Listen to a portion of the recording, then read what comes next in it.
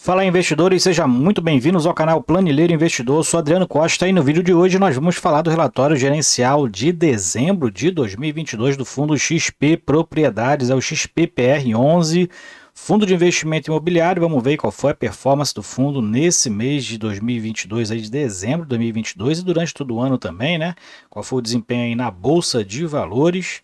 Então fique conosco para você saber informações aí fresquinhas do XPPR11. Se você gosta desse tipo de assunto, FIF, Agro e FIINFRA, não perca tempo, se inscreve aí no canal, ative as notificações e deixe também o seu like, é muito importante para a gente, tá? E é tudo de graça para você, mas ajuda muito a gente a continuar nosso trabalho. A gente vai deixar também esse relatório na descrição do vídeo para você baixar, além também do link do nosso grupo do Telegram. Se inscreva lá, em curta distância, converse com outros investidores também, conheça também nossa área de membros, se torne membro do canal e aproveite algumas vantagens que a gente oferece.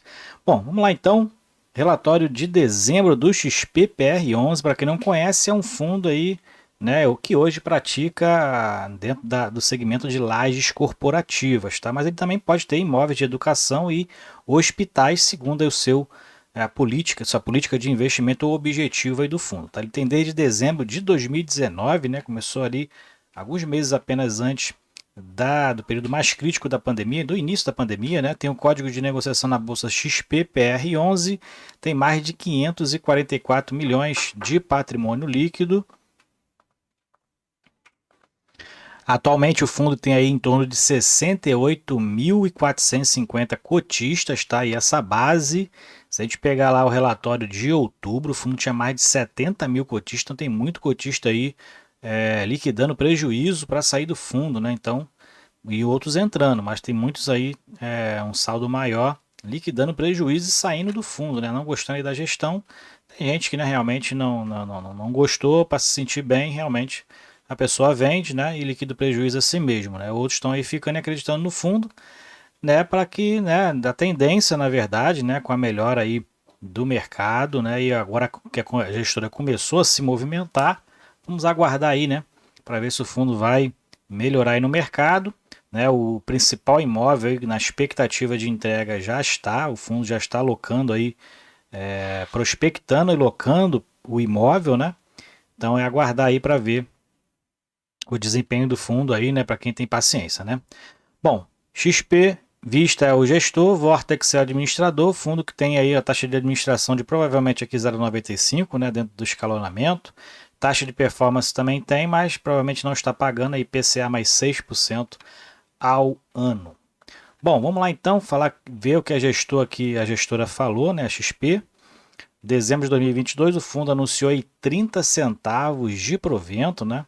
E, né, não estranha aí a chamada do vídeo, né? Quase 1% realmente de yield se você comprar aqui a valor de mercado. Atualmente aí nessa primeira semana, no encerramento dessa primeira semana de 2023, né, em janeiro, o fundo fechou a R$ 34, né? Mas ele estava aqui a quase 32 no encerramento de dezembro e o fundo pagando 30 centavos. Então é quase 1% realmente, praticamente aí 0,95, né, por cento de yield, né? E vai ser pago agora no dia 13 do 11, tá?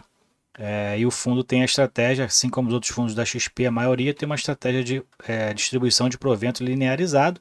XP PR11 tem tentado fazer com essa política funcionar, né? Mas agora realmente agora que o fundo deve estar estabilizado com relação aos seus proventos ali, e o fundo segue aí fazendo algumas alocações, novos inquilinos nesse principal imóvel do fundo, né?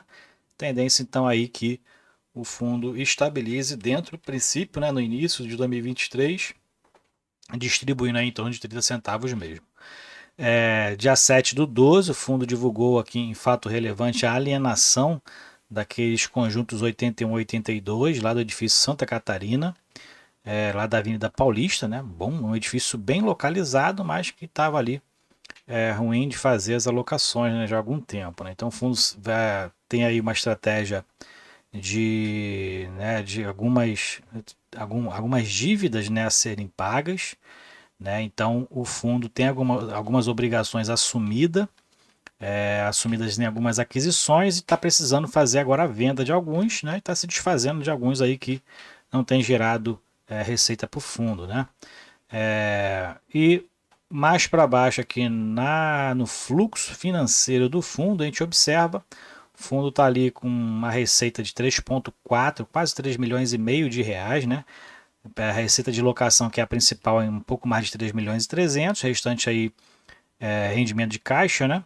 E o fundo com uma despesa de 788 mil reais, o resultado foi de 2,6 milhões, o fundo distribuiu 2,2, né? Então assim, o fundo tem feito um caixa, né? Fez um caixa em dezembro, mas na verdade também, né, o fundo estava com resultado menor do que a distribuição, né? Então teve essa equalização aí o fundo, né, e distribuiu ali 30 centavos no mês de dezembro, e a média de 2022 foi de 37 centavos, já que o fundo estava distribuindo ali acima de 45 centavos no primeiro semestre, né?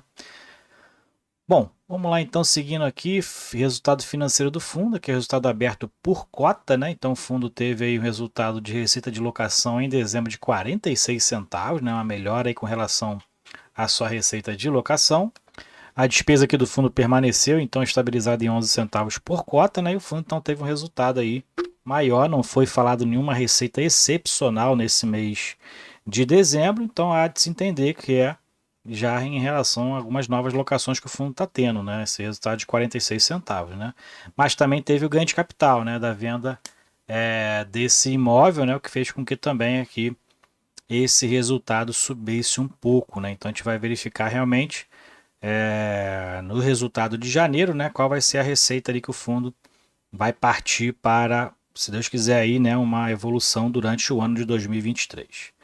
Vamos lá então, vamos seguindo então aqui, falando da liquidez no mercado, né? Que foi uma das piores, na verdade é a pior da história do fundo, foi essa liquidez aqui de dezembro, ó, em torno de 600 mil reais de volume de negociação diário, fundo que no início lá teve 7,3, 4 milhões e meio, né? Então 3 milhões aqui em fevereiro de 21, então reduziu bastante aí o fundo com relação à liquidez no mercado, e a cota despencou, né, nesse período, né? Então o fundo está muito descontado, né? Não quer dizer que está barato, mas está muito descontado em relação ao seu valor patrimonial. Realmente, para quem quer arriscar, né? Realmente é um risco grande, mas tem que ter paciência aí e esperar que o fundo retorne a patamares aí de 2020, né? Que mesmo na pandemia o fundo está pagando bons proventos, está com desempenho interessante, né? Inclusive nesse período eu tive cotas do XPPR. Antes da queda aí eu consegui me livrar do fundo da cota, né? Na verdade até com um pequeno lucro de 2, 3 reais por cota, mas não esperava que o fundo caísse tanto, né, nesse período, né? Liquidez no mercado aqui, o fundo teve um volume total, então em dezembro de 12 milhões e meio, né? Aquela média de 600 mil reais de volume de negociação diária, e o giro de cotas foi alto, né? Em relação às cotas que o fundo tem, foi relativamente alto, muitos aí então girando a cota do fundo, né? Ou muitos comprando também, né? Uns arriscando e outros saindo do risco, né? Então tem esse movimento de mercado aí que é comum, né? Em fundo que está com essa dúvida no mercado, né? E aqui a gente verifica que em dezembro ó, o fundo caiu bastante ali no mercado, né? 9% de perda aí em relação ao valor patrimonial do fundo, né? O valor de mercado 32,26. Teve uma pequena recuperação ali que não tão relevante durante o período de deflação, né? Como todos os outros fundos de tijolo aumentaram o preço. E em novembro e dezembro o fundo despencou novamente, aí chegando a preços de quase 30 reais por cota em alguns dias, né? Então realmente o fundo com desempenho muito ruim em relação à expectativa de mercado. Portfólio do fundo, 98% do seu patrimônio está alocado em imóveis, 2% é aquele valor, inclusive, que rende para o fundo ali, né, em relação às receitas financeiras, e 100% dos seus contratos são típicos, não são tantos contratos assim, mas todos eles têm característica típica. Portfólio do fundo, então, atualmente a Shopee, que tem a maior participação aqui, né? 23% da receita imobiliária vem da Shopee, que está no novo imóvel, inclusive, né? E aqui a gente tem a Merck, 11%, Uber, 11%, Cielo, HP e Netflix como os principais locatários, e outros somam aqui 34%. O maior então é comércio eletrônico, né? Que é varejista, na verdade, mas também ele é classificado como comércio eletrônico, 23% vem da Shopee. E serviços financeiros tem aí uma soma de 20%, né? Tem aqui a Cielo, né, inclusive, que faz parte desse tipo de serviço.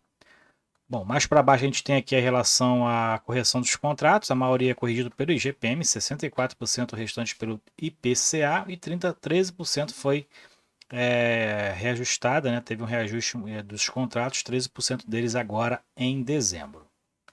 E 81% dos contratos vencem a partir de 2025, né? Como a gente verifica aqui, então os contratos têm aí um prazo, a maioria tem um prazo de 2 ou mais anos, né? De vencimento.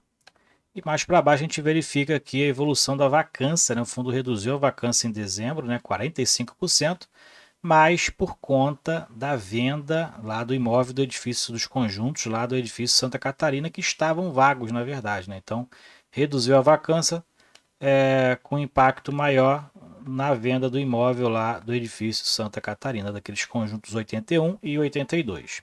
Então, atualmente o fundo tem essa diversificação aqui, né? São Paulo, capital e Barueri. Então tem essa diversificação aqui. O FL Plaza hoje corresponde a 21%, né, do portfólio. Dentro da diversificação, o edifício E-Tower tem uma participação maior aí, 23 mil metros quadrados. Edifício Evolution também, 33 mil metros quadrados, outros com participações menores aqui. Embaixo, imóveis performados, o fundo tem então 5 imóveis, 217 conjuntos prontos, né? Então tem bastante conjunto aqui. 75 mil metros quadrados e a vacância atual do fundo está em 45%. Pelo menos não tem inadimplência e atualmente está com 18 locatários no seu portfólio, né? Então, mais para baixo a gente tem os ativos, né? Então, as participações que o fundo tem nas lajes e no total do edifício, né? Então, nenhuma participação integral em nenhum dos imóveis, né? A gente verifica aqui no mais novo imóvel lá da Brigadeiro Faria Lima, o fundo tem 100% nas lajes que ele detém e 40% na participação total do edifício, tá? Nenhuma tem aqui participação integral no edifício. E aqui são os contratos, né? Então tem áreas vagas aqui no edifício Evolution, né? Tem bastante área vaga, aqui também no edifício E-Tower. E o box 298 está totalmente vago, o edifício Rebouças está alocado para Nubank, que é um do segmento financeiro também, né? 4 conjuntos.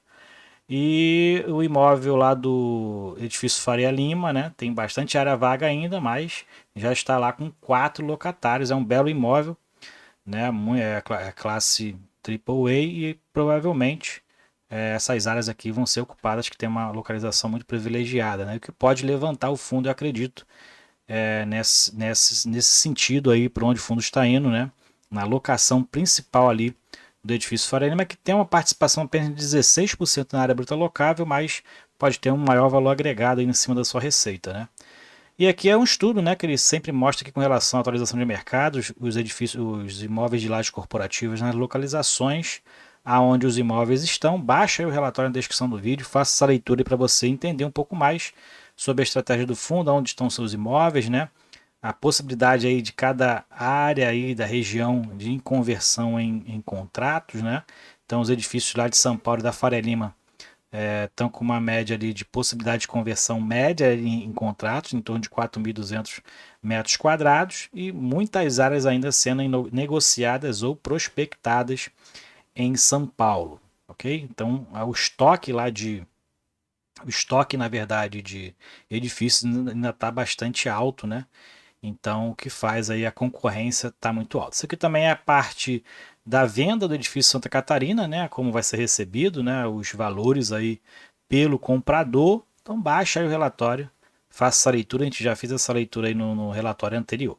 E essa é a principal preocupação que eu vejo aqui e que tem feito muitos cotistas saírem do fundo, que é a alavancagem do fundo. O fundo está muito alavancado, praticamente o valor do seu patrimônio líquido é o valor que ele tem de saldo devedor, então está praticamente meio a meio ali, né, o passivo do fundo, metade recurso financiado com recursos terceiros, metade financiado com recursos próprios, né? E aí o fundo está com uma alavancagem de 581 milhões de reais, né? Então isso aqui que é a parte mais preocupante, mas corresponde a 50% dos ativos do fundo aí sendo financiados com recursos de terceiros, ainda tem um saldo residual a pagar do Faria Lima Plaza de 64 milhões de reais, o que acrescenta ainda mais o passivo do fundo. Então essa aqui é a principal preocupação que eu vejo hoje, né? E é o que você tem que ver com relação ao risco do fundo, né? Então a redução da vacância é muito importante para a saúde financeira do fundo, principalmente para cobrir toda a parte de alavancagem que ele tem aqui, dívidas em relação à aquisição dos imóveis, ok? Então é isso aí. Relatório gerencial do XPPR11, relatório de dezembro de 2022. Se você gostou do vídeo, deixe seu like, se inscreva no canal e compartilhe com a gente se você é cotista do XPPR11, qual o percentual hoje que você tem da sua carteira de FI. Fiquem com Deus, até o próximo vídeo. Tchau, tchau.